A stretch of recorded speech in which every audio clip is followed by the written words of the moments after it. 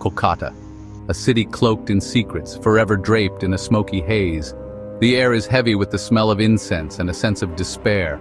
The streets are alive with people, yet whispers of hidden truths linger in every corner. On the edge of the crowded Chowringhi lane stood a lone figure. He was Inspector Arjun Chatterjee of the Kolkata police, his trench coat melting into the shadows. Years of dealing with the city's dark side had hardened him. Another night, another shadow to chase, Arjun mumbled, his words barely heard above the city's clamor. The sharp ring of the telephone cut through the smoky quiet of Arjun's dimly lit apartment. He answered, his tired eyes already scanning the room. "Inspector Chatterjee," he said, his voice rough from countless cigarettes and sleepless nights. "There's been a murder, Chatterjee, a big one. Get to the National Museum right away." The voice on the other end was urgent, allowing no room for questions. A murder at the National Museum? This was no ordinary crime. A mix of dread and grim expectation churned in Arjun's stomach. The grand halls of the National Museum were a stark contrast to the grim scene that awaited Arjun. The victim, a well-known art collector, lay lifeless on the shiny marble floor, a precious Mughal miniature painting clutched in his hand. Standing over the body was a woman, as alluring as she was mysterious. A scarlet silk sari gracefully covered her tall figure, her lips painted a matching red. Her eyes, dark and impossible to read, met Arjun's with an unsettling gaze. "Inspector, I am Miss Rohini Sen. I believe I found Mr. Mehta. Like this." Her voice was gentle and musical, but with a hidden strength. Arjun felt a shiver of unease. This woman, this Rohini Sen, was a puzzle wrapped in silk and danger. The following days were a blur of questioning suspects, reaching dead ends and hearing whispers that seemed to seep from the very walls of Kolkata.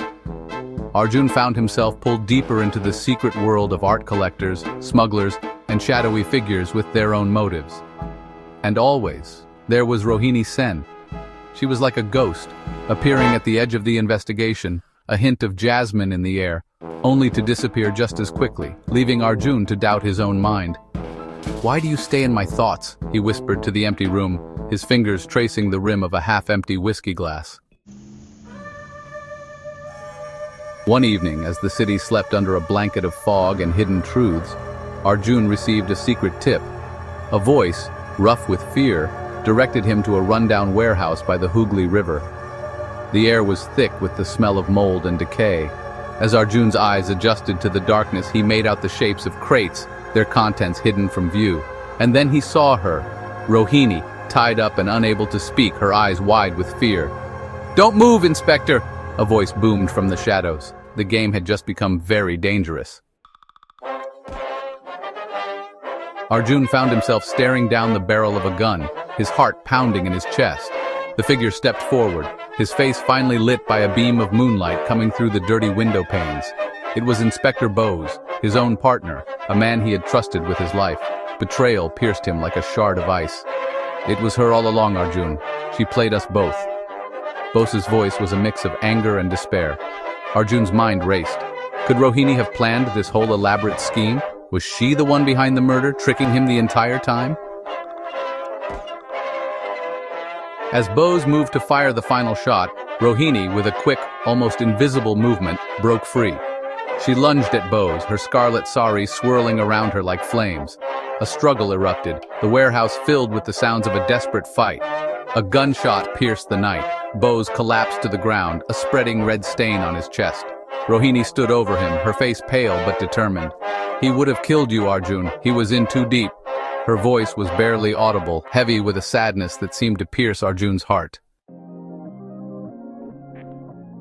The truth came out slowly, each revelation more shocking than the last. Bose, deeply in debt to a powerful smuggling ring, had been forced to protect them. The murdered art collector had discovered their operation, and they had silenced him. Rohini, it turned out, was an undercover agent working her way into the ring. She had let Arjun believe she was involved to gain his trust, to expose the truth. Arjun felt a wave of shame wash over him. He had been so blinded by his suspicions, so caught in the web of lies, that he had failed to see what was right in front of him.